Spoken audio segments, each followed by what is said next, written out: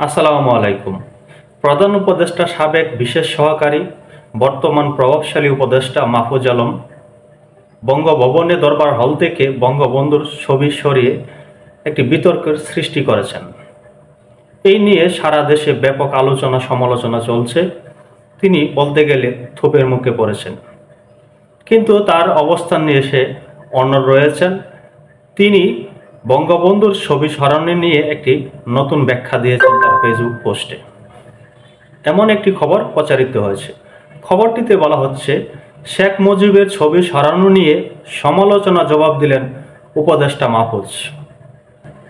বঙ্গভবনের দরবার হল থেকে শেখ মুজিবুর রহমানের ছবি সরিয়ে ফেলার ঘটনার বিভিন্ন জনের সমালোচনার জবাব দিলেন অন্তর্বর্তী সরকারের উপদেষ্টা মাহফুজ আলম। তিনি বলেন, কন্যার ফ্যাসিবাদী শাসনের কারণে শেখের ছবি সরানো হয়েছে। এই ছবি সরানো নিয়ে যাদের আক্ষেপ, তিনি এই গণ অভ্যুত্থান ও গণমানুষের চেতনারই নিন্দা জানালেন। তিনি বলছেন, যারা এ নিয়ে আক্ষেপ প্রকাশ করছেন তারা এই 24-এর গণ অভ্যুত্থানের বিপক্ষে বা তার নিন্দা করছেন। বুধবার 13 নভেম্বর সামাজিক যোগাযোগ মাধ্যমে ফেসবুকে দেওয়া এক স্ট্যাটাসে মাহফুজ আলম সমালোচনাকারীদের এসব জবাব দেন। মাহফুজ আলম বলেন, কন্যার ফ্যাসিবাদী শাসনের কারণে শেখের ছবি সরানো হয়েছে। বাবার নামেও তার 71 পরিবর্তী চেতনার কথা বলে মেয়ে যে শাসন প্রতিষ্ঠা করেছিলেন তা পুরোপুরি ফ্যাসিবাদ। কেউ যদি সরকারি অফিস থেকে শেখের ছবি সরানোর কারণে আক্ষেপ প্রকাশ করেন, তবে তিনি এই গণ অভ্যুত্থান ও গণমানুষের চেতনারই নিন্দা জানাচ্ছেন। তিনি আরো বলেন, তার শেখ হাসিনা বাবাকে দেবতুল্য করা হয়েছিল।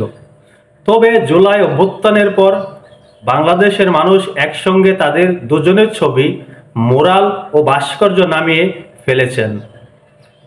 বাংলাদেশের শাসক পরিবারগুলোকে দেবতুল্য করা এ ক্ষমতাশীল পরিবারগুলোর সবকিছু নিজেদের বলে মনে করে।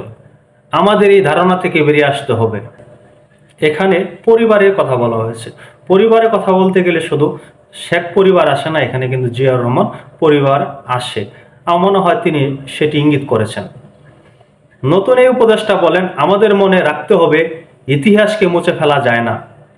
আমরা এখানে এসেছি ঐতিহাসিক অসঙ্গতি ও অপব্যাখ্যাগুলো দূর করতে।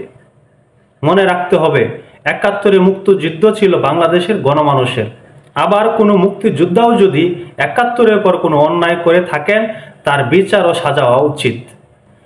স্বাধীনতা যুদ্ধে ভূমিকা রেখেছেন বলে তাদের এক্ষেত্রে ছাড় দেওয়া উচিত নয়।